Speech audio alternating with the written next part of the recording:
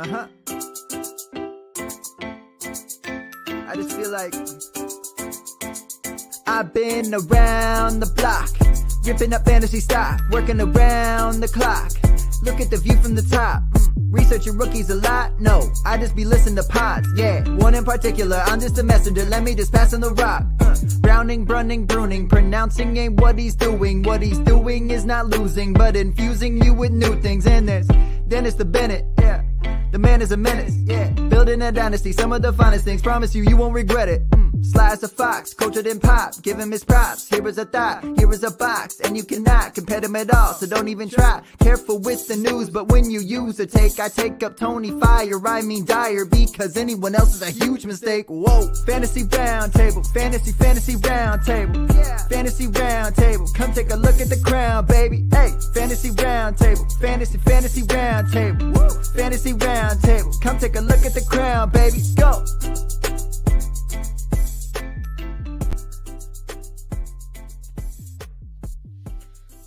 What is going on, everybody, and welcome to another episode of the Fantasy Football Round Table Podcast. It is Monday, September 27th.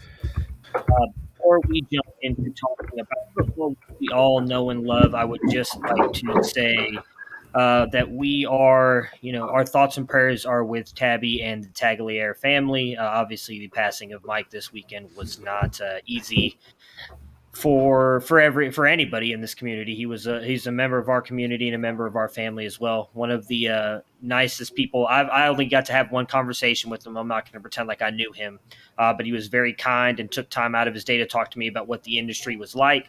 I was very appreciative of that. And obviously the outpouring of love and support that you've seen on Twitter shows just how much he was loved and cared for. So again, our thoughts and prayers are with him. If anybody has a chance to reach out to them, I would strongly suggest reaching out to Tabby and just telling her how much he meant to them. And then again, if Tabby or the Tagliere family, if any of you get a chance to see this, know that you can reach out to any of us and honestly anybody in this community. We are here to support you and be there for you for whatever you need. So we just wanted to say that he will be missed by all of us as well in the entire community, and our thoughts and prayers are with him and his family. There's no real easy transition from something like that, unfortunately. But Matt, Dennis, you guys are both here with me on this Monday. How are you gentlemen doing as we move toward talking about football? I'm running about a 500 a week on my fantasy teams. I'm not one who separates out my rebuilds. I include them in my one-loss record, and while I've got a few rebuilds going on, I've got like 3 games I think still questionable, but I'm at like 10-9 on the week. So, it was sad. It was great to see the Browns win. Sad to see Justin Fields suck. Heartbreaker to see my Lions lose, but cool to see us, a new record from the best kicker in the game. So I have mixed emotions. I feel like you forget a little bit how crazy it is. I think we talked about this on Friday. When you have to go check your lineups when you have this many teams, it's not like, hey, 5 minutes, I need to check my lineups. It's, hey, I hope I have 90 minutes to make sure all the lineups are set. Eric Reed in 2 lineups, 2 of my IDP teams. I missed Eric Reed. Now, I don't think swapping him out would have made a difference in either one of those games. It seems like there was one offensive player I missed as well, but oh well. Yeah, I've just gotten to the point where I'm in so many leagues that if I think a player is not going to make it in the game, I just automatically bench him because I don't have time to go back through Sundays and go through all my lineups. It's just I'm switching them out, and if they end up going out there and balling out, so be it. I'm pulling them out. So at least you're not working on Sunday morning where if something happens, it's like, oh well. That is true. It's debatable. I'm catching up on all the sleep I've missed out through the week with all the stuff I'm doing on Sunday mornings. But we will jump in and start talking about week 3 here. We've got a ton of games, everything on Sunday to go over. But before we do that, we would like to say that we are proud to be a part of the Pigskin Podcast Network. You can check out the hashtag TPPN. I just dropped my phone. You can also check them out on Twitter I believe it's at Pigskin Podcast. I just had it up and now I feel like an idiot. It is Pigskin Podnet on Twitter. They retweet all the pods on there. Again, not just us. They've got fantasy. They've got regular. Well, we are regular football, but not just talking about it from a fantasy perspective. This is just great. They have hockey. They have baseball. They have everything. Check them out. All the other hosts, I promise you, speak very much better than me. This has just been a great intro today, guys. This speaks to the day that I am having. I can promise you that. So we are definitely thrilled to be part of them. English is not my first language, as you guys are clearly seeing here. And reading isn't either. I'm not very good at reading either. We are also proud to be powered by CampusToCanton.com. Check out all the shows that they have on there as well. I do a very bad job of promoting that, being a co-founder of the website. You can check out their feed at Campus to Canton. They've got Debbie Debate on there. Why Wait Till Sunday? 3 and Out. They've obviously got us on there as well. We're proud to be a part of that website. Campus to Canton. Yes. Did I not say the actual podcast called Campus? Yeah. Oh, yeah. I said check out their feed. Yeah, they've got theirs as well. Austin and Colin. Yeah, they do an amazing job. They are definitely one of my favorite podcasts of the week. So before I miss anything else up, let's just dive in and start talking about week 3.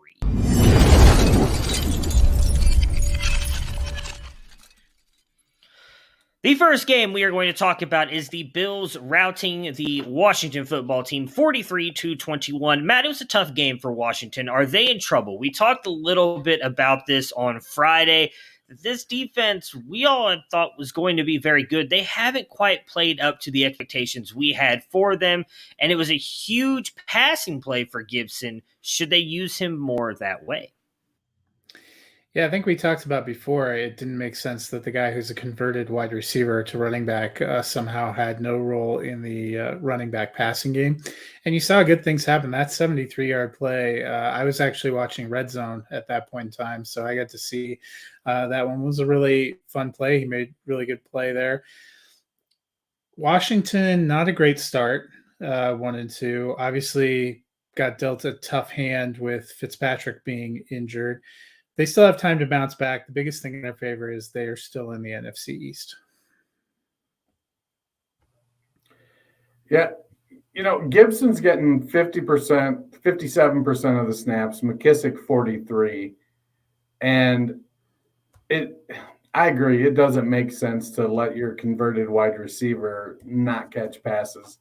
Hopefully this is the catalyst for Gibson getting more involved in the passing game. I in a couple leagues where I actually am using team defenses, I've drafted Washington and have been greatly disappointed with their performance. I expected more out of that front seven, and they're honestly just not producing from a fantasy standpoint or from an NFL standpoint. Yeah, it's been very disappointing. The one thing I will say on Gibson is he missed he's dropped a couple of easy passes though as well. So, and I don't know if maybe that's why they've leaned more on McKissick at times in the passing game. I mean, Gibson had a walk-in touchdown in that game that he dropped as well. So I know he had the big play. Obviously, I think it was 70 or 80 yards 73. For the receiving touchdown. That may be why they lean on McKissick a little bit more, because he doesn't have those drops. I understand it's just 1 or 2 here, but again, a walk-in touchdown doesn't really change much for them in this game, but it could have mattered had this game been closer.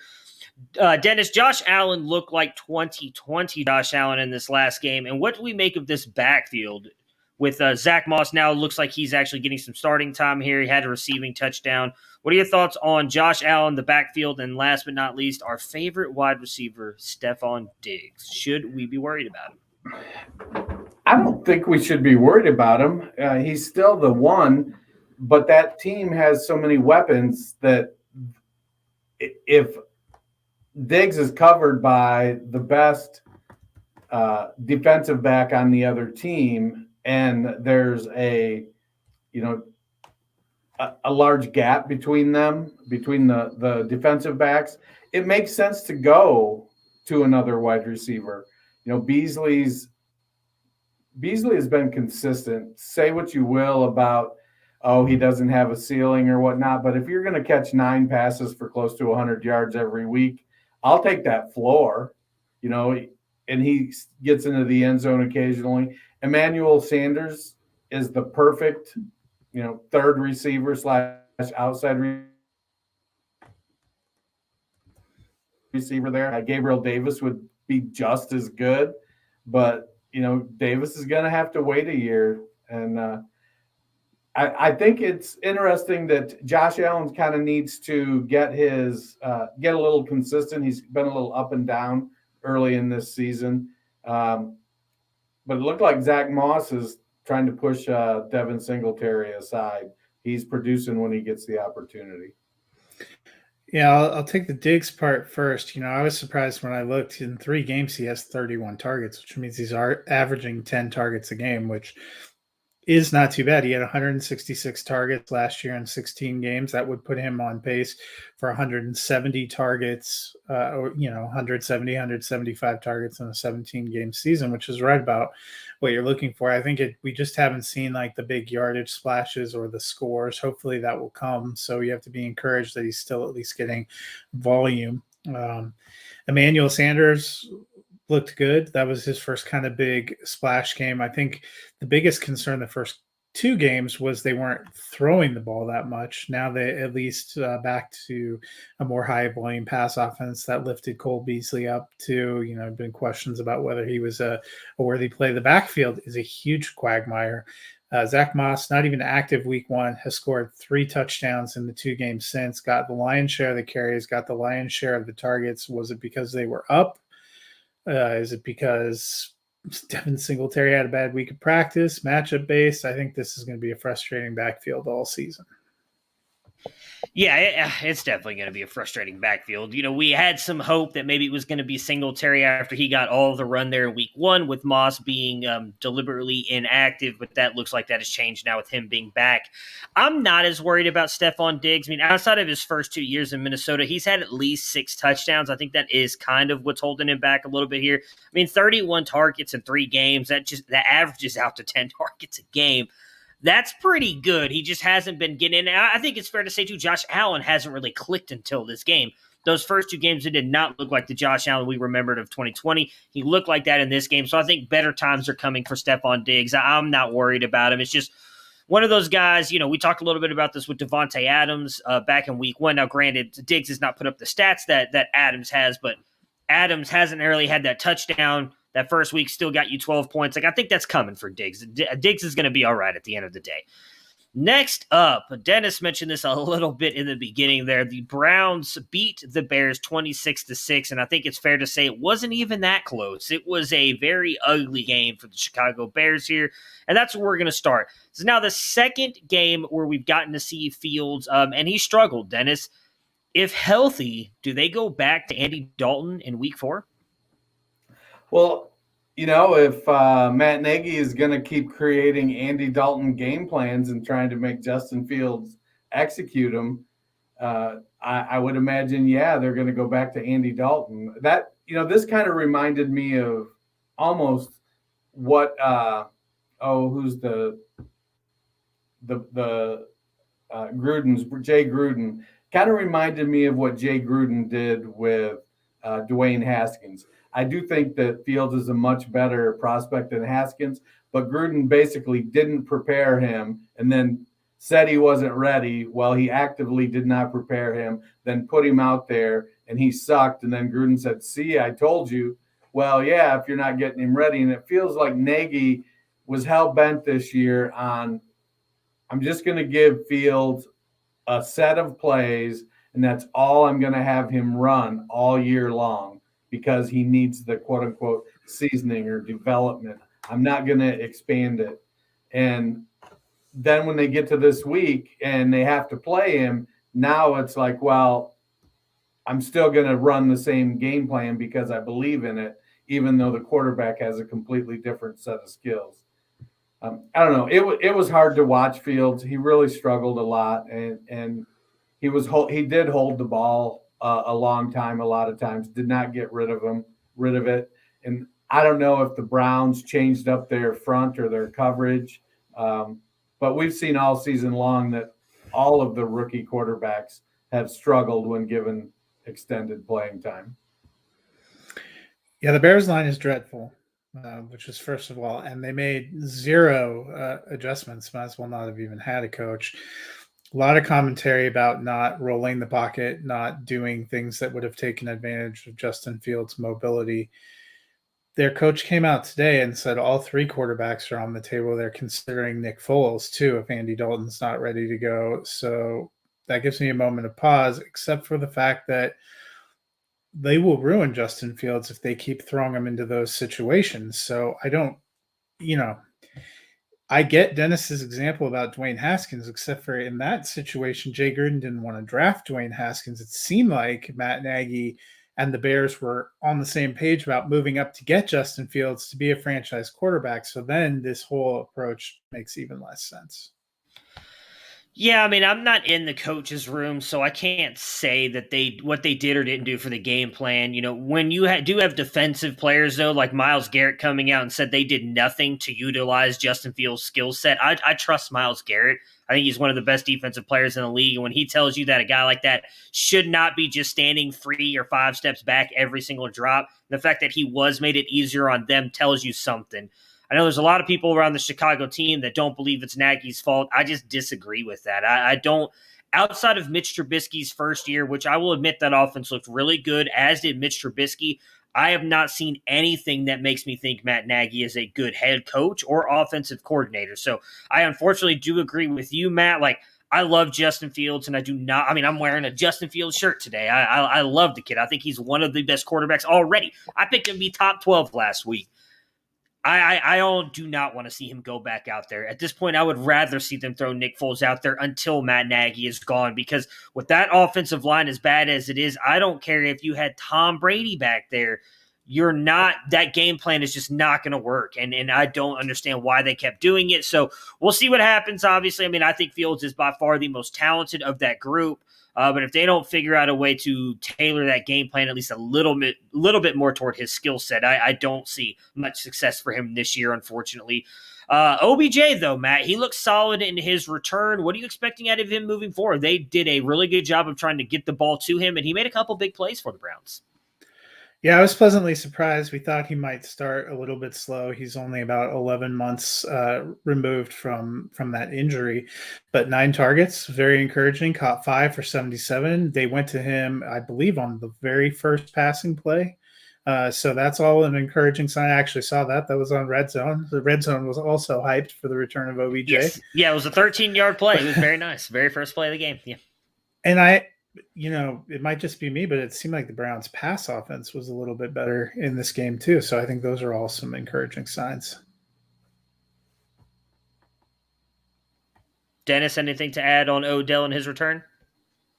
You're muted. You are muted, my friend. It was good to see him out there. I was afraid to start him because how many times have we seen Julio Jones come back and be a decoy? He's close, but he's just not quite ready. But if we put him out there, he's gonna draw coverage away from everybody else. And so I was a little bit paranoid about having to insert OBJ into a lineup. Fortunately, I don't think I had to insert him anywhere. You just need to know that whatever my sit recommendation is for a week, apparently they're about to go off because we have now 3 weeks of evidence. Hey, what I tell you is gonna be an Odell game. He didn't go. I don't remember how many points did he score. I think I had him at wide receiver 30. 12.7. So that would make you what, Nostradamus? No, that's pretty close. I think. Oh Probably wait, was pretty close to that. He had rushing too, so it'd be 13. Yeah, he did. Yeah, but yeah, no, I thought he would have a decent. Because again, I did not think he was as unhealthy as they thought he was. I think a lot of it was they had Jarvis. The offense was playing good. They didn't want to rush him back, but once Jarvis got hurt, they really seemed to be pushing for him to be just fine and in the game. And honestly, one of, I think, the better early window games that had just a crazy ending. The Baltimore Ravens beat the Detroit Lions 19-17. Another down game for the Ravens here, Matt. I mentioned this on Friday. I thought it might be coming. They were very hyped for that win over the Chiefs, and it seemed to kind of get to them a little bit with a high emotional win. Seemed to play down a little bit in this one. Went obviously on, as Dennis mentioned, a record-setting field goal by Justin Tucker. But what is going on in this backfield? I mean, we talked a little bit in our private chat about starting Tyson Williams. I don't even know if he made the trip talk about Detroit. Being Nostradamus. Because holy goodness, shit, Matt. I made a joke when I can't remember what the other. It was Sermon, which wasn't that much better. You asked Sermon. I had Sermon, Drake, and Tyson Williams. Although Williams. Sermon, I think, got a touchdown, right? He did get a touchdown. So he scored never mind. He was a lot better. Who do you trust more? I made a crack. Well, here, this is going to tell you all you need to know. I made a crack about. I don't know about Tyson Williams because this could be the week they give Devonta Freeman 16 carries. They didn't do that, but Latavius Murray outcarried him, and Freeman was close. And you know who still ended up starting Tyson Williams? And I had Sermon on the bench. So I had the same case as you. Yeah. And even though I told you shouldn't do it, I did the same thing. Yeah. So are we worried about it? Like, is this something we need to? Is Tyson firmly moving to your bench now, moving forward? Not firmly moving to the bench, but I think this is a rotation, and God forbid they actually call up Le'Veon Bell. That could be a four-person rotation. Lamar Jackson is their best running back anyway.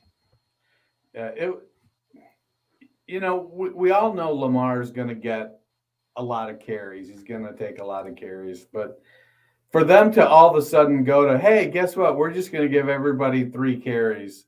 And that's what it felt like. Oh, excuse me. Oh, that was receptions. No, it was 7 carries. 7, 7, 5, 3 for free. It was just a nightmare. And then for them to only run the ball 22 times and distribute it amongst 4 players, but then for Jackson to only throw it 31 times, it's like that just seems like an absurdly low amount of plays for an offense that is that dynamic. Maybe they played down to Detroit, but Detroit has shown some gumption. So maybe Detroit just is playing up to their opponents. I'm not sold on Detroit being a winning team, but it's I don't know, that man, the way they just hung us all out to dry with Tyson Williams, and I am bitter.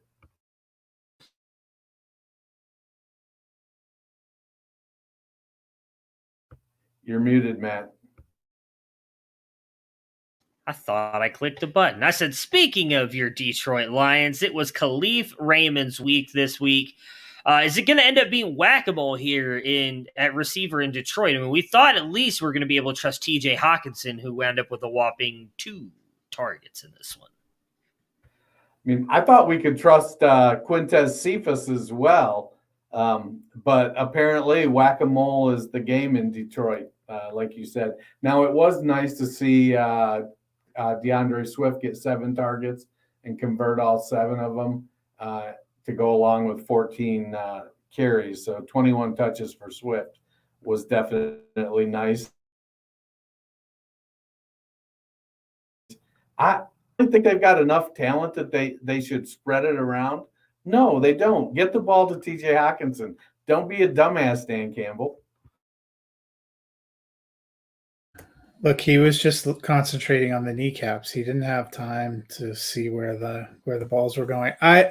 I will say Detroit's probably the most fun 0-3 team and the most spirited 0-3 team we've seen. We didn't think they were going to be great. They have some roster issues, but they are in it every week. They gave the Ravens everything they could take offensively and defensively, which was impressive. But when it comes to receivers, we have been waiting for one to come out of the pack. I thought maybe we saw something with Quintez Cephas because he got touchdowns in the first couple of games, seemed to be a favored target. But I think for Jared Goff, he's probably back there just looking for any warm, open body that looks like it can catch a ball, which makes sense with the kind of construction they have. So I think we're back to, I'm still rolling out Hawkinson. Everybody has a down game every once in a while. But in terms of wide receivers, I don't feel good about trusting any of them right now. Yeah, outside of Hawkinson and Swift, that's it for me. Even Jamal, I think, is moved more to like he's probably a flex play anyways. I still probably would trust him in the flex. But yeah, outside of Hawkinson and Swift, I'm not trusting anybody on this team. The Titans beat the Colts 25-16. Matt, is it time to worry about the Colts offense? I mean, I really, really don't want to continue having to talk about Jonathan Taylor and not getting any opportunities because of Frank effing Reich. I mean, you think you don't want to talk about it. That was the guy I pushed all my chips in redraft leagues and took him as my RB1 almost everywhere. And that, week one, you sort of made it because he got a ton of dump off passes, but we've seen in the 2 weeks since then, that's not really reliable. He's splitting those kind of dump offs with Hines, and they're actually using receivers a little bit more. I mean, Pittman got 12 targets. This offense doesn't look good. They actually, one of the strengths the past few years has been the line. They didn't look particularly good on the line. We haven't seen the Titans have a particularly ferocious defense, and they were getting in there a lot. I know Quentin Nelson went out again with injury. They appear to be a mess, and they still have a very hard schedule. Yeah, I get that you like Nyheim Hines. Jonathan back and a much better runner. I can't see any situation where Jonathan Taylor is not injured that Nyheim Hines should be out snapping him. Even especially with Carson Wentz playing on 70% of his ankles. He's all beat up and can't move. The line has struggled and they are injured. It is rough. But man, I don't know. I think you got to trust Taylor. If you drafted him, I think that you're playing him because you drafted him in the first 2 rounds, or if you're like me, the first round. But for him to not get double-digit points this week was pretty disappointing. That's 2 weeks in a row he hasn't gotten double-digit points, if I'm remembering correctly. I don't think he did last week either. It was a bad week from last week as well. Matt, on the Titans side, we saw A.J. Brown get injured. What do you think of the passing game if he ends up missing time? We saw Julio still had a pretty good game here, but A.J. Brown likely, I believe it was reported today, is going to miss at least a couple weeks. Yeah, they said, I think this afternoon that he's week to week, whatever that means. I think we're all week to week.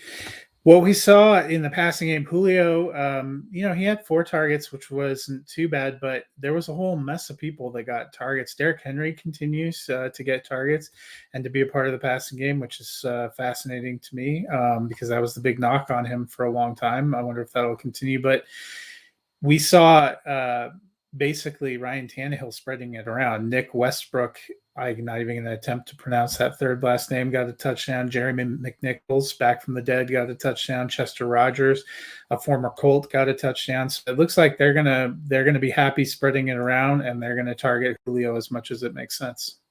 Well, some of that spreading it around, though, could have been a function of losing A.J. Brown. So, I mean, if you don't have A.J. Brown, you got to do something. I would have thought that Julio in that situation, because they lost Brown fairly early in the game, wasn't it? Really early.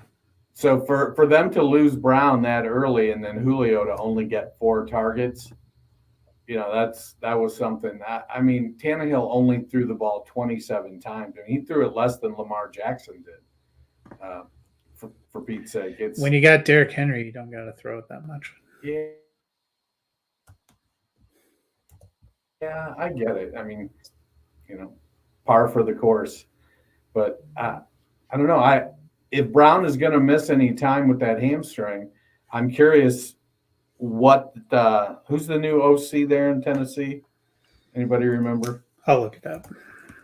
So no idea. What is he going to do now that he doesn't have A.J. Brown? Is he just going to put Julio in the A.J. Brown role?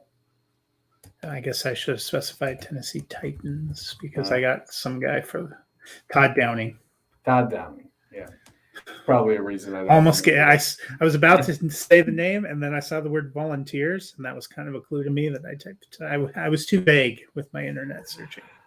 So, well, I like what's happening with Derrick Henry, but we all knew that was coming. Hey, do you want to win your league? I know I do, and what I'm trying to do is I'm going to turn myself around.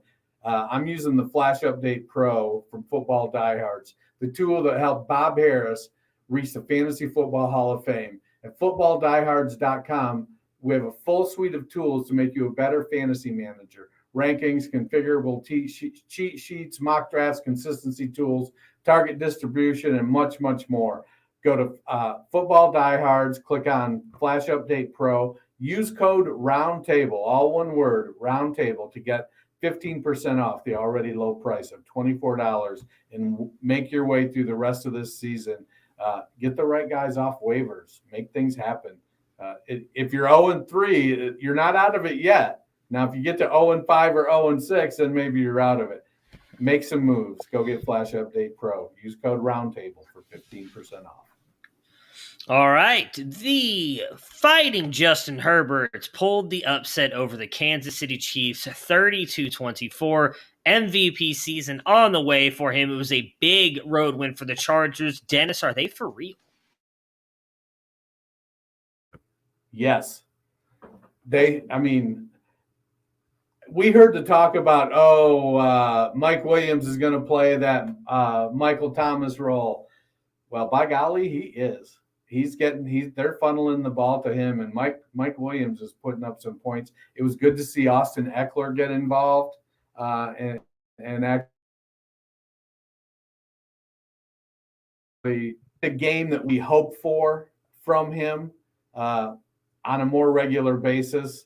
So I don't think we need any more of those week ones where Austin Eckler gets 0 target games. But yeah, Keenan Allen is producing. Mike Williams is producing. 2 touchdowns. Eckler's producing. My only problem I have with the Chargers, if I could just get personal here, get rid of Jared Cook, put in Donald Parham. He's what Jared Cook, what we all wanted Jared Cook to be, with good hands. Put him in there. Let Donald Parham play. Release the Parham. Release the Parham. Let's get that trending on Twitter and just see what happens. See if people look for context. I agree with you that the NFL MVP is going to be in Los Angeles. I just think you got the wrong conference. However, I thought Justin Herbert has looked good all season. It's interesting. They seem to be a better road team than a home team. That has seemingly been the case ever since they went to Los Angeles. That was the case before SoFi opened. But they seem to play better on the road. I think the other big takeaway is the Chiefs look pretty vulnerable, which is good news for the Broncos started strong, the Raiders started strong, Chargers have started strong. That's good news for them. Might have an opening there. Well, go ahead. No, go ahead, Dennis. No, you go ahead. After you. I was just going to say Stafford can't win the MVP when the Rams aren't the best team in the NFC East and the Chargers are in the AFC. Or the NFC, I'm sorry, and the AFC. Sorry. That's all. I just, I'm curious to see, and is signing Josh Gordon an indictment of Mecole Hardman and Demarcus Robinson? Is it just is it just an Andy Reid reclamation project like Michael Vick? What do we got going on here? What can Josh Gordon actually contribute? And now I think same thing as Le'Veon Bell last year. See, I feel like Gordon doesn't probably have the pure speed that he used to have, but I still think he can. Much like Le'Veon Bell, he hasn't had a fantasy relevant season in half a decade. That's all right. Don't call it a comeback. It's gonna I'm happen. not. I am. I'm all in on Josh Gordon, baby. I never left. I've been here, been waiting. I won't lie. I still have him on some teams, and I'll probably pick him up on a couple just because he's never had a quarterback like Patrick Mahomes throwing the ball or an offensive coordinator like Andy Reid calling plays for him either. I'm How all dare in. you smite Brian Hoyer like that? Hey, look, Brian Hoyer, the Destroyer, was great for Cleveland for a year until he cost us a massive win. I don't remember who it was against. It was a really bad play, and I'm trying to remember. It was probably the Steelers because it's always the effing I thought Steelers. it was a huge one over the Patriots, right? Josh They did Gordon's beat the big. Patriots. Yeah, but No, Josh no, no. I'm Gordon's talking big. about the Hoyer cost them a playoff spot. It was a big game. Oh. I can't remember. I want to say it was the Steelers. He made like a bad play. It's still there. Just mixed together with the other 30 years of painful memories. So, but I do. I'm interested to see what Gordon could do. I'm rooting for him to have a comeback. I've always liked him. I know people who struggle with addiction. It's not an easy thing to deal with. So, to hopefully just see him come back and at least have some success on the field, I would love to see. But I'm with you, Matt. I think we should be a little bit worried about the Chiefs. They've looked vulnerable in every single game, even the Browns game. I know, honestly, if Baker doesn't throw that interception, I think they win that game. They were driving down the field. Mm-hmm. All they needed was a field goal to win. Chiefs don't look quite as rock solid as they have the past couple years. And I will say, and I know it's like, it's very frowned upon to question the God himself, Patrick Mahomes. But did he have to do the no-look pass? Like, if you just looked at the tight end and threw it to him, it's probably a much better throw. It doesn't lead to an interception. Like, I know he gets away with it like 1 out of 4 times, but he also makes just some bad decisions sometimes. And I mean, it hasn't cost him yet. Last night, but Drew Brees and Chris Sims. I think it was actually Chris Sims made fun of him for the no-look that he threw an interception. It has not come back to bite him in a major way, but it's going to. I mean, that's all I'll say on it. I know a lot of people are going to get upset with that, but I think it's going to come back to bite him. The Saints beat the Patriots 28-13. Matt, Kamara bounces back big, but should we start to believe in Marquez Callaway again, who had a big game here as well? Yeah, it's the Saints have had a very interesting road. I was very moved listening to Drew Brees talk about the Saints last night, since that is his old team. And he was very critical of their passing game, so it did not look in sync and didn't look like it was there, and they needed to shape up in a hurry. We had big hopes that Callaway, as kind of the last man standing, was going to be something this year. He gets the touchdown in this one. I don't know if I feel like their passing game is consistent enough that I feel set that Callaway is going to get targets and production. Yeah, the targets in New Orleans are going to be very scattershot. I mean, he only threw the ball 21 times. So there's definitely trust issues. I suppose the positive for that is Taysom Hill threw the ball 0 times. So clearly they don't feel like they want to put Taysom Hill in and let him throw the ball either. But they need to figure out consistency somewhere. And I don't know. I thought, in my opinion, I think the Saints have a pretty good offensive line. So is it just that the receivers aren't good without Michael Thomas? Is that it? It's starting to look that way. I know Kamara had 24 carries, and they may end up going that route more often, trying to grind it out with the running backs. So Winston, I think he's going to be we like to use this a lot with running backs or wide receivers, but it feels like Winston's going to be a touchdown dependent guy, because it doesn't seem like he's going to get high volume passing and high yardage because of the volume. Yeah, I mean, I'm worried about everybody but Kamara, because I still don't trust Winston. I mean, the touchdown in the back of the end zone there to Marquez Callaway was a little bit lucky, and the fact that Winston just threw it up. And if you're watching that too, when he came back to the sideline, even Sean Payton was like, "Yeah, you can't do that again." It was a lot lucky. Yeah, well, I'm just saying. Yeah, I was trying to be nice. It was. And that's exactly what Winston is, though. We all knew that coming in. So I do think having Michael Thomas out there helps, even if you just want to go from a scheme perspective of having it's probably not going to be the best cornerback every single play. But when they're locked up on guys like Callaway, who are just not as good as Michael Thomas. I mean, say what you want about him. He may not be anymore. It's been a little bit of time since we've seen him out there producing. But he was an elite wide receiver. I do think that changes the offense entirely, because it gives you someone like that on the field for them. Dennis, do you feel comfortable starting a single New England Patriot player? And if so, who hurt you? Why? Why do you want to do this to yourself? I don't feel comfortable. There was a while there where I thought Damian Harris was going to consistently get 12 to 15 carries, and that didn't happen. And then I started to feel after about midway through the second game, okay, I think I'll be able to rely on James White to get 6 or 7 carries and 7 or 8 targets to get me 12 to 14 points a week. Now, I just don't know. It all comes down to, can Mac Jones find consistency? He threw the ball 51 times and only had 270 yards. I think Jones is going to be good. I think that Bill Belichick is looking at this and going, Peyton Manning sucked his first year and Troy Aikman sucked his first year. So let's just kind of get in there and get through the learning curve and figure it out. I'm probably as much or more disappointed in, for some reason, Jonnu Smith doesn't seem to be able to convert any tight end targets into meaningful points on a consistent basis. And yes, that's because I roster him in so many spots, damn it. I mean, none of them can. They spent a lot of money on Johnny Smith, Hunter Henry, Nelson Aguilar, Kendrick Bourne. I mean, Bourne did okay yesterday. I don't feel comfortable starting a single Patriot.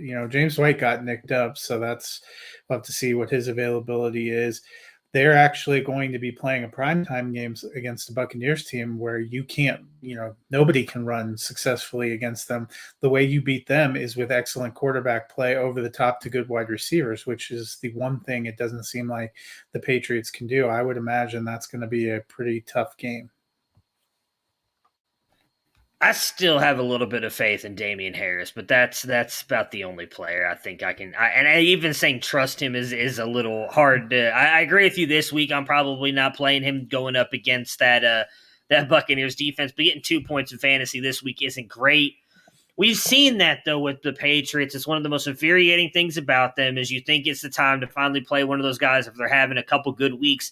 And then Bill Belichick yanks the rug out from underneath you and is like, I'm only going to give him 1 carry for the whole game because all you guys thought you could trust me. And he laughs in the background at all of us. So I still think Damian Harris is going to be a likely week-to-week flex play, except for this week when they go up against the Buccaneers because I'm not playing anybody. I agree with you guys there.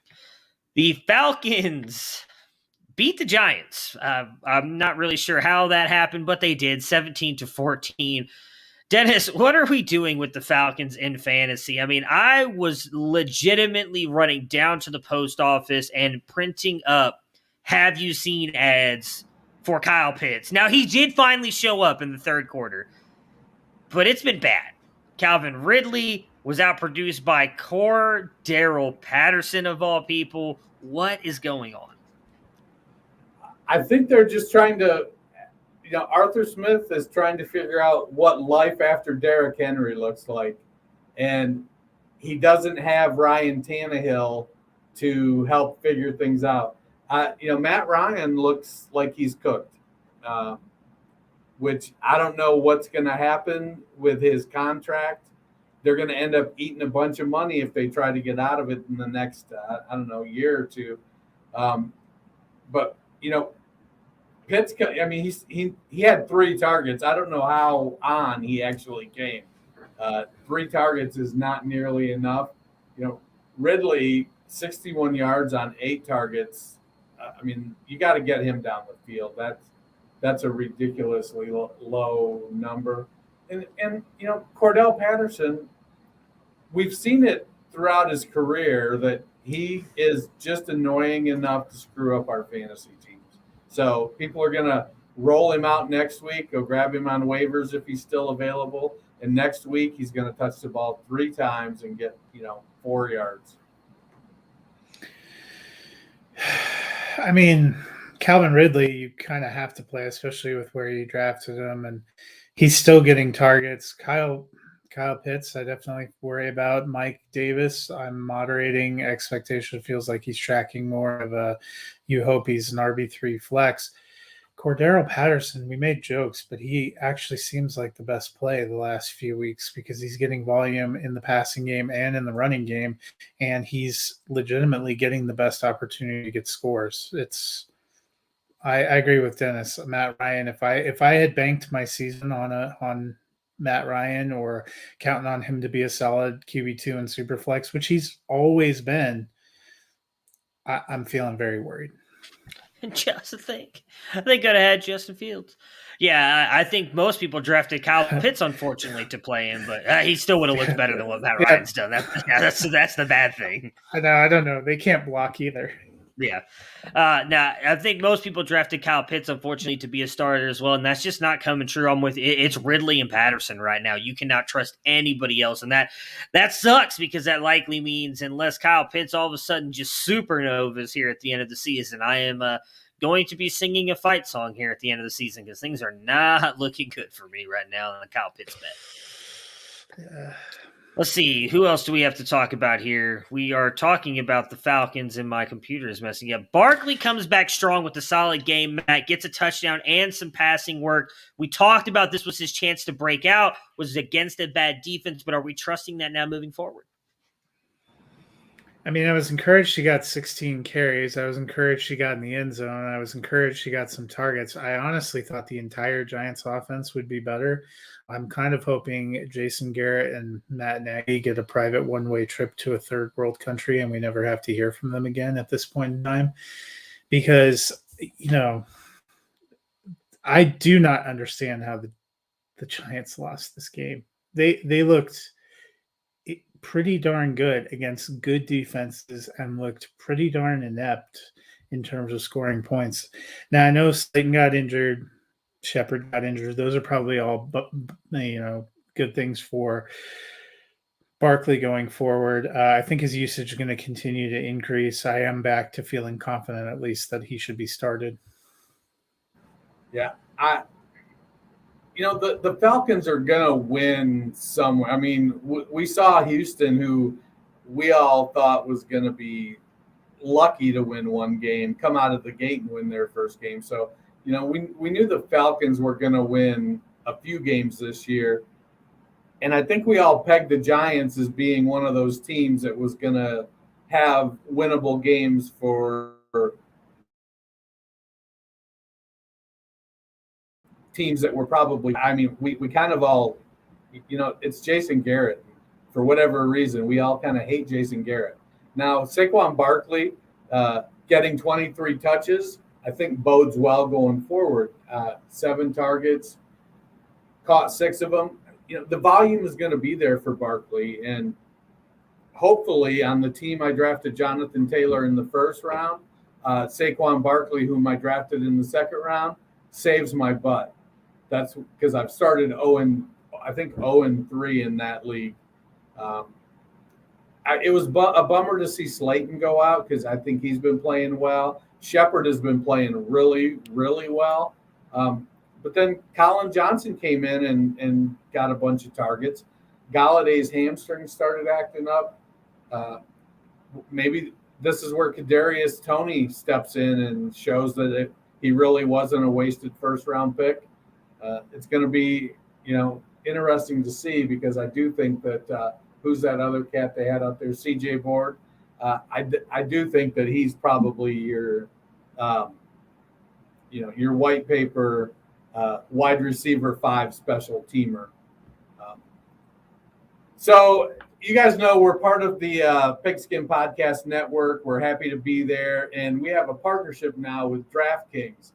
Week 3 of football is in the books while we've got Monday Night Football. And it's time to review the tape and get ready for Week 4 with DraftKings Sportsbook, an official sports betting partner of the NFL. To kick off another action-packed week, DraftKings is giving customers $150 instantly when they bet $1 on any football game. Listen up because you don't want to miss this. Head over to the DraftKings Sports app now. Place a bet of $1, like numero uno, cinco dinero, for any one game and receive $150 in free bets instantly. If Sportsbook is not available in your state, DraftKings still has huge cash prizes up for grabs all season long with their daily fantasy contest. DraftKings is giving all new customers a free, FREE, free shot at millions of dollars in total prizes with their first deposit. Download the DraftKings Sportsbook app now and use the promo code TPPN. I repeat, use code TPPN to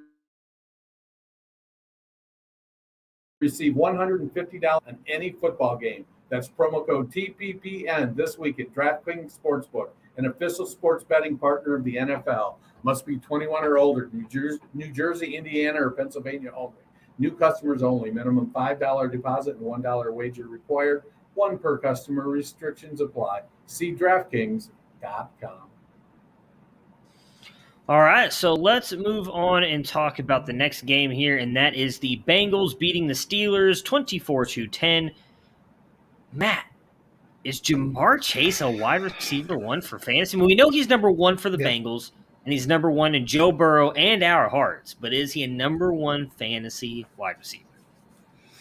I think so, especially in a year that's been so up and down. 4 touchdowns in 3 games. He has good chemistry with Burrow. They seem to be getting that offense clicking, and I think we see Cincinnati as a team that's going to be down or need to throw, which creates good opportunity.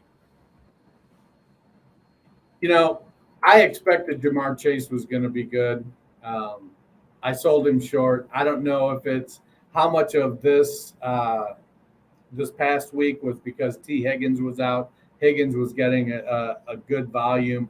Chase was not getting the volume, but he was making the big plays.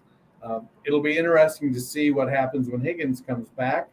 But, man, Chase is apparently somewhere between the last preseason game and week 1. He drank a catch-the-ball elixir or something, and now he's catching the ball really, really, really well.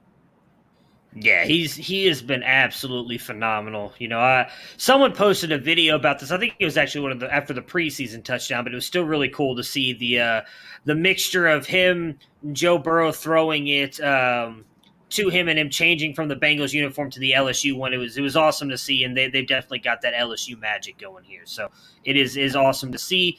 On the Steelers side here, Dennis, Najee Harris has a huge game, but is Big Ben washed? Yes, he is. He is THRU through. I mean, Ben looks awful. The downside, if there is one to that, is that I don't think Mason Rudolph or Dwayne Haskins is going to provide a whole heck of a lot more right now, other than a stronger arm. But neither they have the quick ability that Ben does. Ben's issue isn't so much that his mind isn't there, it's that his body just isn't. His body just can't execute what his mind is telling him. I mean, the game gets us all, and the game is getting Ben. And I don't know, 19 targets for Najee Harris, I guess, is good. If you roster Najee Harris, that's really good. I don't know how sustainable that is, but yeah, Ben is one. Yeah, I mean, we forget because Tom Brady is out there, but there's a late 30s is substantial for quarterbacks. One of them spent the last 20 years eating kale and white rice, and the other one eating chicken tenders and French fries. Yeah, but it's not even just him. So if you look at the celebrated draft class he came in with, Eli Manning's been retired. This is his second year in retirement. Phillip Rivers retired after last year, and both those guys look like they had lost something even the last couple of years they were playing. So it can't be that big of a surprise, especially some of the injuries he's had. Their offensive line is terrible. So that's a real problem because they can't get any kind of running game sustained, even though they would really like to. I mean, 2.9 yards a carry isn't getting it done, especially when you get behind. But it's the sloppy mistakes he's making. I mean, that are just murdering the Steelers, and yet they have to. I mean, he had to throw 58 times. This offense is a hot mess. Yeah, I mean, I'm pretty sure we were all in on them at least having a good record. I know I didn't have them in the playoffs. I don't remember if either one of you did, but we all had them. I'm pretty sure right around like the 8-win mark. That almost seems questionable right now with as bad as they've looked. I don't think it's sustainable for Najee only because I think when Deontay comes back, he's going to get a lot of those dump offs. I think that was a big reason why Najee did what he did last week. And matter of fact, I'm a little bit worried about that because once Deontay comes back, I feel like Najee's value right now for this season starts to go back down the toilet because I don't know how many more dump offs he's going to get. And clearly, that offensive line cannot open a hole for him to save their lives.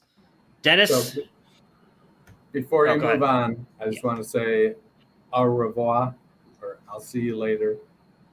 We will see you again on Friday. Have a great day.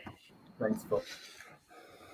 All right, Matt. So the Cardinals beat the Jags here 31-19. It didn't look like the Cardinals were going to win this game for quite a while. The Jaguars were doing a pretty good job of controlling this.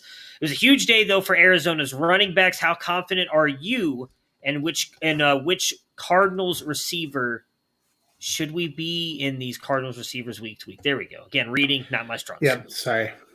A week after Rondale Moore looks incredible, they naturally didn't use him at all. And instead we get a big AJ Green game. I know DeAndre Hopkins got injured. I think they're almost the inverse of the Lions, where the Lions don't have a clear great receiver, and so they're just kind of thrown to whoever's open.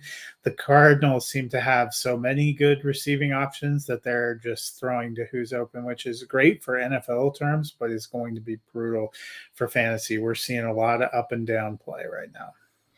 Yeah, I'm not that worried about, like, obviously Hopkins, if he's back and healthy week 4, he's going to be in your lineup. I still feel comfortable putting more in my flex. I know Green had a big game here, but we also have to remember that there's realistically very few wide receivers who are the Devontae Adams and DeAndre Hopkins of the world that are consistent every single week. A lot of these guys sometimes don't come up with these big games. Again, there's have been times in the past actually where Hopkins, I know he only got 2 points because of the injury, but he's only gotten you 6 points or 7 points a game. And we feel like that's a slight because he didn't get you to double digits, but there's sometimes these guys have bad games. They're not going to produce 20-point games every single week. And while I'm not putting Rondale up in that category, I think that he is going to be the wide receiver 2 there. I'm still fine starting him in my flex. You just sometimes I was just get bad games out of these guys. Yeah, I guess I was just confused by the usage. I know a lot of people definitely were. Trust me, I was all over Twitter yesterday. I saw that. I get not catching the ball, but it didn't even seem like they were targeting or he was even part of the game plan, which seemed a little weird. On Jacksonville's side, Urban O'Brien actually started James Robinson here, and he looked like the 2020 James Robinson. And we'll get to the O'Brien part here in a minute. Is this a sign of things to come with him? And how do you feel about Chark? Had a really nice touchdown catch in the back of the end zone. Yeah, it seems like after week 1, the whole Carlos Hyde fervor has subsided. James Robinson is fairly consistently now getting more carries than him, looking good. He's getting targets in the passing game. So I do feel better there. Chark, it was great to see him get a touchdown. It still seems like Marvin Jones is more of a go-to guy, but it's a promising sign that we might be seeing a little bit of a corner turn there. Because I know you, like me, I love his talent. I thought he was going to be the guy. Yeah, I am excited to see if they can continue to grow together. Just want to mention, and I'm not worried about Robinson. I think I've been saying this entire time. I'm not worried about it. He's eventually going to be the guy. That seems like that's going to happen now moving forward. So Robinson wheels up. Chark, I hope to continue seeing it. CJ Henderson for Dan Arnold, like he's seriously Bill O'Briening this team, and it's gonna end bad. That makes no sense to me whatsoever. We can spend more time talking about that on Wednesday, but that's just my God.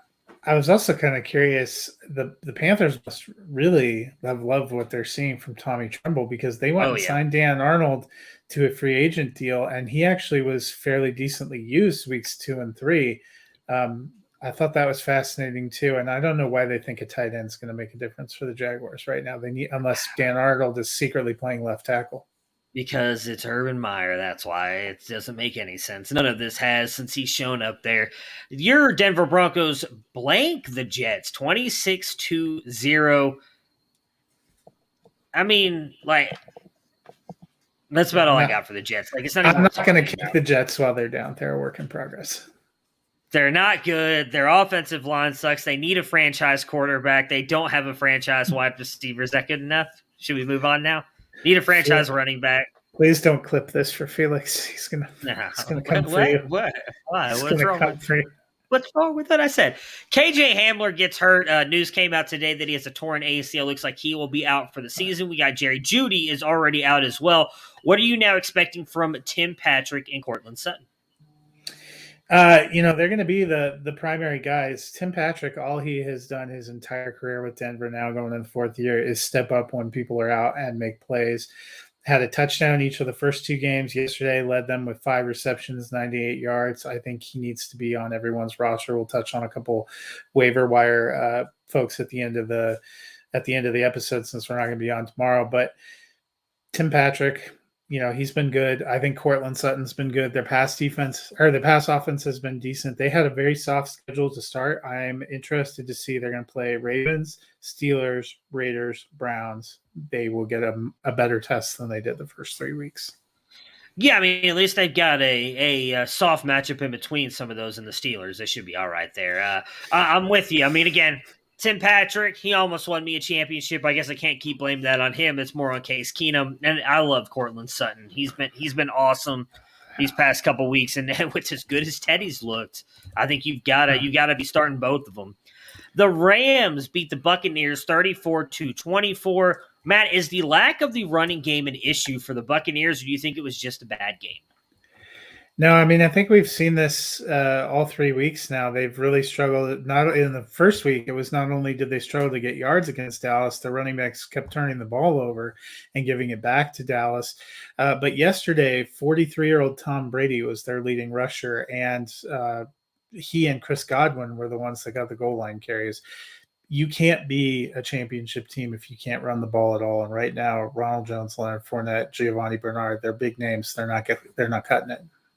Yeah, it's just an absolute mess. He keeps switching out who's going to be a starter this week, that week, and it just doesn't matter. I think Bernard got hurt too. He looked the best in the game yesterday, and then he gets hurt.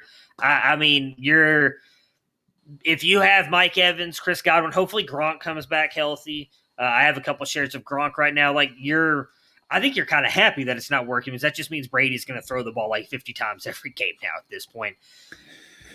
Yeah. Is Matthew Stafford in the MVP conversation? We know he's not going to win it because Justin Herbert's going to win it, but is Matt Stafford in the conversation?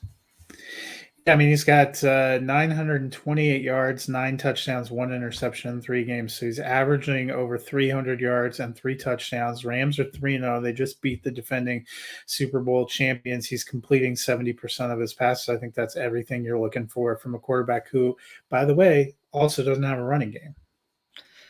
Yeah, we all talked about it when the Rams made this move. It was a great move for them, and as long as he stays healthy, I don't see how.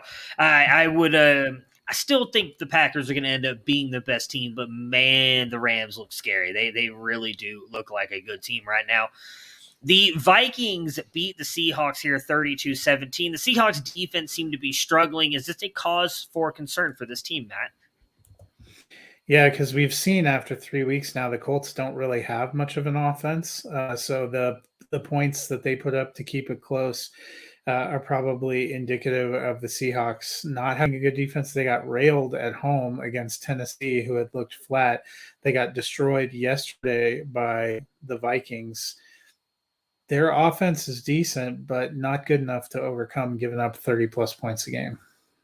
Yeah, I mean, I talked a lot about it at the beginning of the season. That's why I picked him not to make the playoffs and finish 4th in this division. I'll be honest, I wasn't that sold on their offense either. We've seen some issues with that. Pete Carroll calling out Russell Wilson, and then this defense is just not the defense we're used to anymore. I'm kind of out on the Seahawks this year. I have no doubt they'll be able to turn it around, but I'm not in on them this year. Tyler Conklin finally shows up. 7 catches for 70 yards and a touchdown. Are we believing in him? Has this officially put the final nail in the coffin for Chris Herndon? Yeah, I mean, we haven't seen Chris Herndon do anything. It seemed like they liked Conklin. 7 for 70 and a touchdown is good, but he's had 16 targets in 3 games, caught 13 for 126 and a touchdown. So he's been involved in getting targets, but I think this will finally put it away. Chris Herndon not going to be a thing. Yes, I did get the obituary in the mail this morning, so I'm pretty sure that you are correct. I don't think there's any. Maybe he can Undertaker it. If I had the GIF, I'd put it, but I think that is very slim at this point. The Raiders keep on winning. They beat the Dolphins here 31-28. Matt, the Dolphins fought hard in this, but they come up short. 22 combined receptions for Jalen Waddle and Mike Gesicki.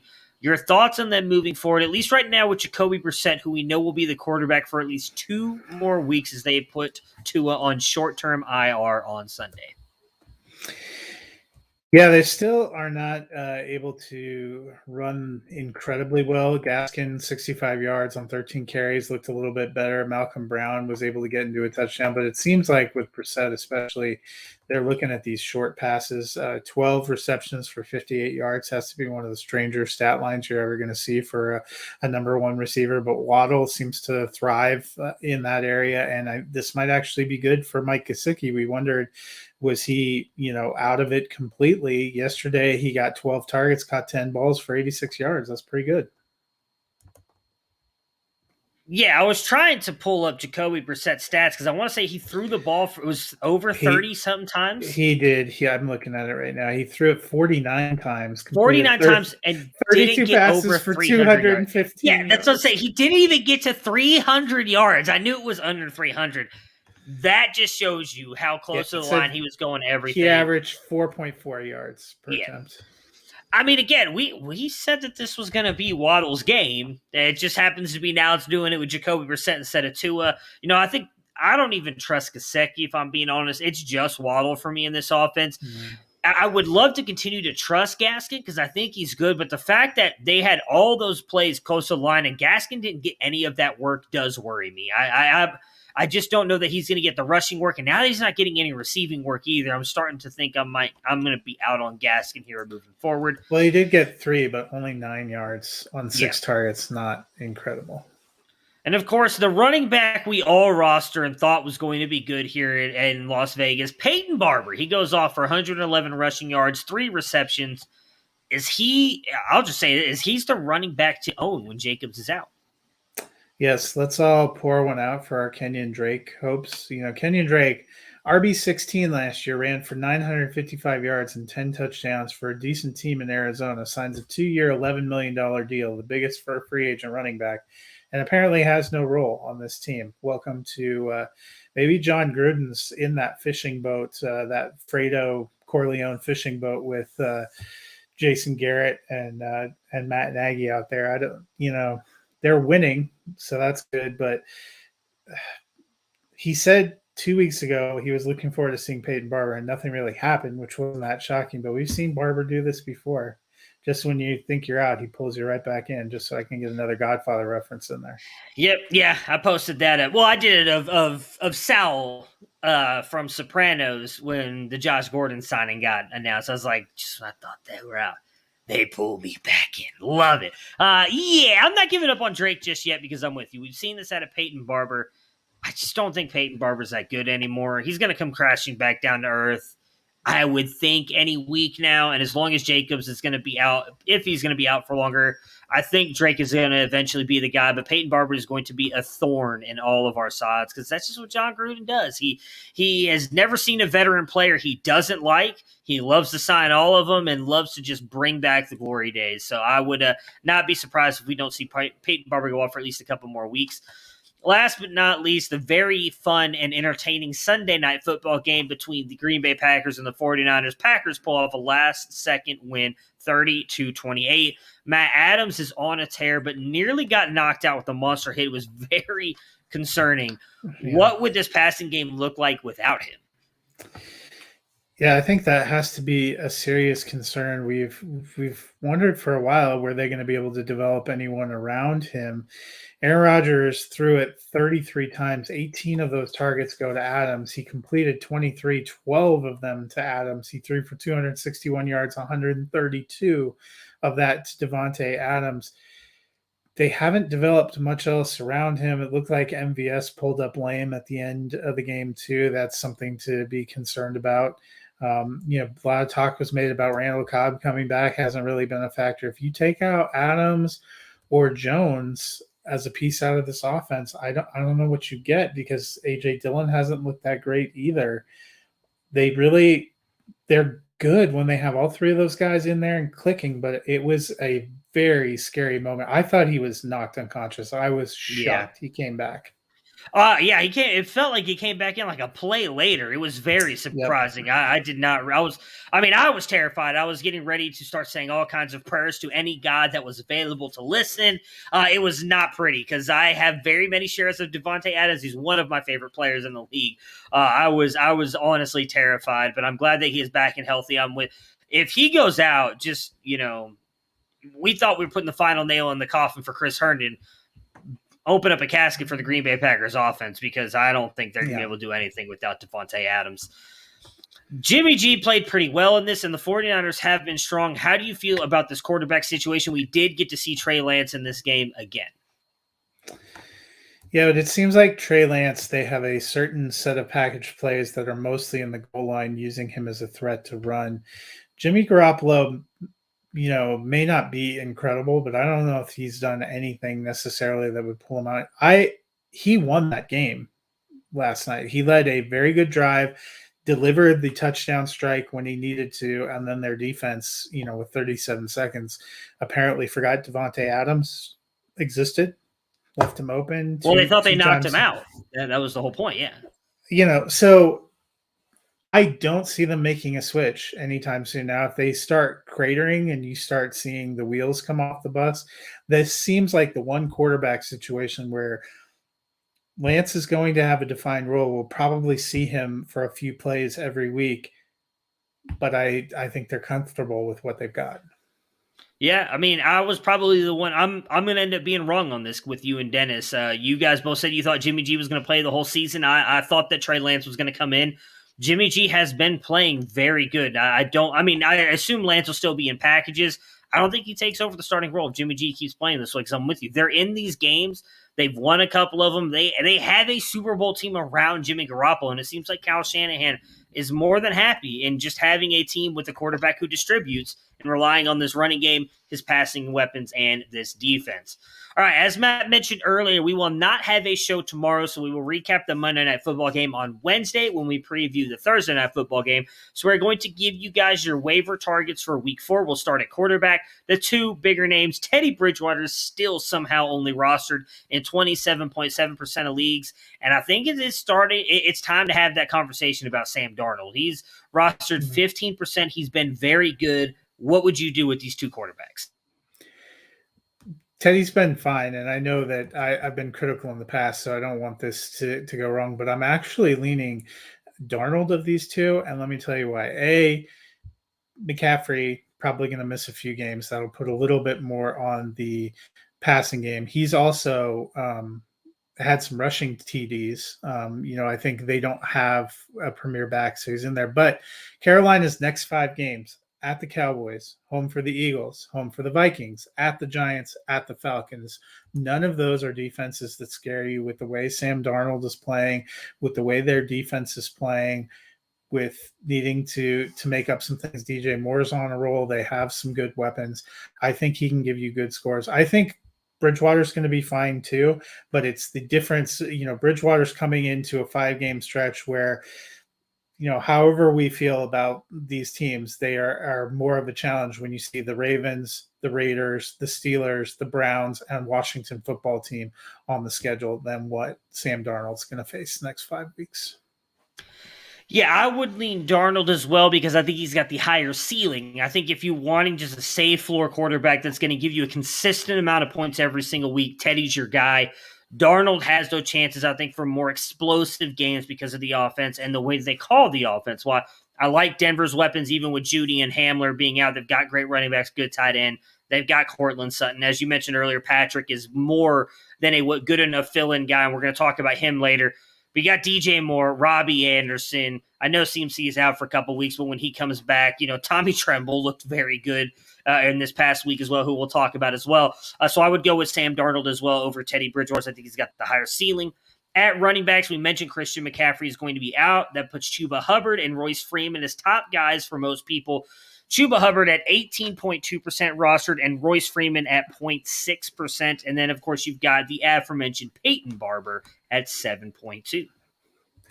Yeah, I think for me, if I'm putting them in order,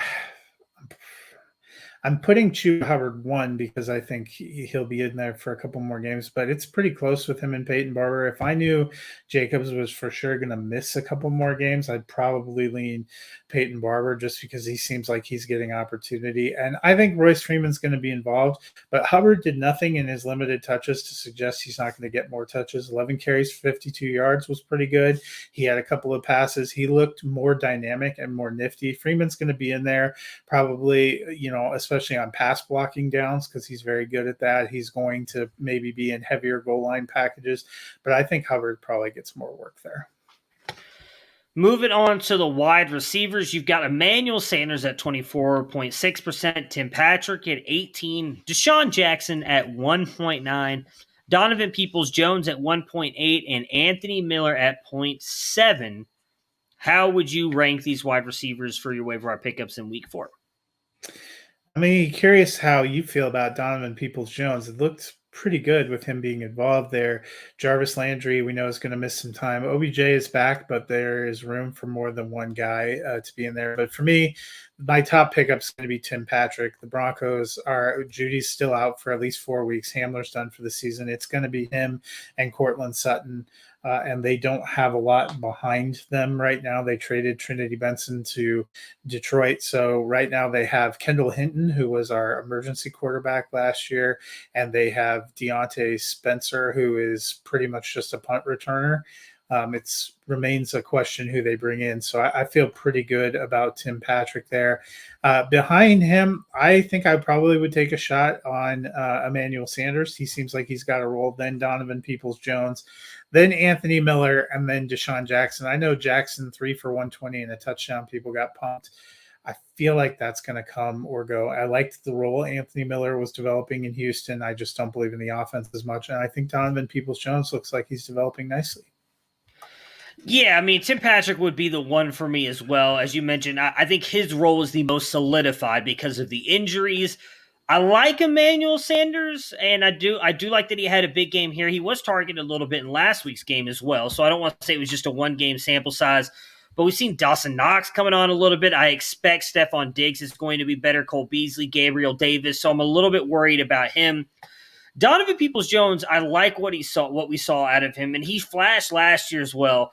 They get the Vikings next week, which has shown that they are not they're a very pass-friendly defense that you can play on. Then they get the Chargers, the Cardinals, Broncos, Steelers. I don't love that run when it comes to passing. Broncos, I know, have a very good secondary. The Cardinals, I feel like, have been fairly good against the pass. We expected some of these games to be shootouts, and Cardinals have actually kept everything pretty close. They haven't given up a ton of big plays. Steelers, the Browns Steelers always are going to play each other tough, and I just don't think the Steelers are going to give anything up. And then actually after that, you get the Patriots, and then Ravens, and then Raiders, then Packers. So they've got a lot of tough games coming up on their schedule. So I like Donovan Peoples-Jones a lot, but I think his upside is going to be limited a little bit. And then once Jarvis comes back, I'm not sure that you're going to be able to start him. So for me, I would go Patrick first, probably Sanders. And then honestly, I'd probably go DPJ next, but I'm going to be honest, those next three, I don't want any of them. If I really don't need the spot, I wouldn't worry about them because I kind of think each of them. Deep week flex. Yeah. Bye week injury flex. The very interesting one, because in my opinion, everybody outside of probably 3 people or maybe 4 people are looking for a tight end. Tyler Conklin at 3.3%, Dawson Knox, who has now had 3 good weeks in a row at 6.7%, Pat Freiermuth 6.3%, and then Tommy Tremble. 0.1%, and I guarantee you that 0.1% comes from all the rosters he is on. Felix, because Felix loved this guy coming out of Notre Dame. He drafted him everywhere. Matt did too, I know, yes, but I just nobody have him else in was practice drafting. squads. Nobody else was drafting him except for you two, so that's probably where that 0.1% comes in. Yeah, but so it was interesting to see how they schemed for him, and they said they were excited, and then they immediately traded the starter in front of him. I know Ian Thomas is there, but actually, he might not still. Oh my God, did you hear that? No, I didn't. Oh, sorry, there was a large crack of thunder, so it was almost a wet situation down here. But so I'm back in on Dawson Knox. He's my top pickup there because I like the Bills' offense. We've seen flashes from him. We were worried that he wasn't going to get consistency, but I'm back on that train, and it feels so right. After that, Freiermuth. I've been, he's gotten quite a few targets the last couple of games. Looks like Eric Ebron has kind of fallen off. Pratt Freiermuth is doing what Dennis hoped Donald Parham would do to Jared Cook. He looks like he's coming on. Usually it takes young tight ends a little while to develop. Then after that, I'm taking Tommy Tremble because I'm excited about that passing offense. And then Tyler Conklin. It's not that I don't think Tyler Conklin's done well, but when Cook is in there, and even last week with Madison, you have Justin Jefferson, Adam Thielen, KJ Osborne's been good. You have a running back. Tyler Conklin's fourth or fifth option at best, maybe sixth option some weeks. So I like the opportunity perhaps for some of the other guys. Yeah, for me, number one is it's gotta be Dawson Knox, baby. Like nobody has whatever. Hell has no fury like Dawson Knox scoring or whatever. He's been kicked to the curb multiple years in a row. It is finally his time. I am all in on Dawson Knox. After Knox, man, it probably is going to be Conklin. I don't want to be all in on just what he did last week, but he's gotten targets every single week. We saw KJ Osborne take a little bit of a step back. Then it would probably be Tremble for me over Freiermuth because I like that offense better. I know Freiermuth's probably going to get those targets once Deontay comes back, though. I don't know. And I don't trust Big Ben, so I would put Freiermuth fourth. That will do it, though, for us today. Again, no episode tomorrow. Matt and myself will be off. We will be back, though, on Wednesday to recap the Monday Night Football game, which should be good, kicking off any minute here between the Dallas Cowboys and the Philadelphia Eagles. Fly, Eagles, fly. And then we will preview the Thursday night game, which is, I don't remember. The Jaguars at the Bengals. So that's going to be a horrible game, but we can profess our love for Jamar Chase and how great he's going to look. It's going to be good for the Bengals, for those people that were hoping the Bengals would stay in the division hunt for a little while longer. No. They're going to finish third. Steelers are finishing last.